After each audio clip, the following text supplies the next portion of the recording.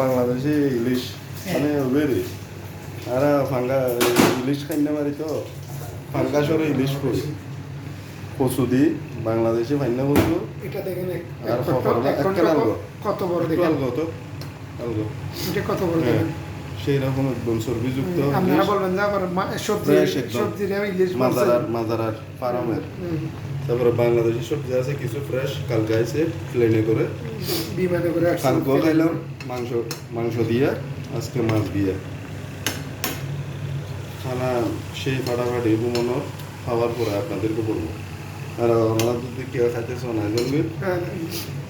আয়োজন দিয়ে বস্তি বে ফাঁকাইয়া দিয়ে এগুলি এখন বস্তি কবির বস্তি বাংলাদেশের আপনাদের ভালো লাগলে একটা লাইক দিয়েন শেয়ার দিয়েন আর আমাদেরকে ভালোবেসে যাইন জীবনে আর ভালোবাসতেছেন প্রবাসীকে ভালোবেসে যাইন ওকে ব্রাদার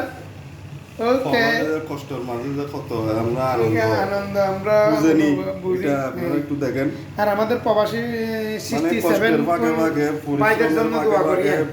মানে ব্যস্ততার ফাঁকে ফাঁকে আমরা এই ছোটখাটো এই কাজগুলো এগুলো আনন্দ করতেছি আমরা আনন্দ ভাগাভাগি করি আমরা দেখেন এবার 2-3 দিন হয়েছে ওই দুবাই গেছিল আজকে আসছে দুবাই আন্দোলন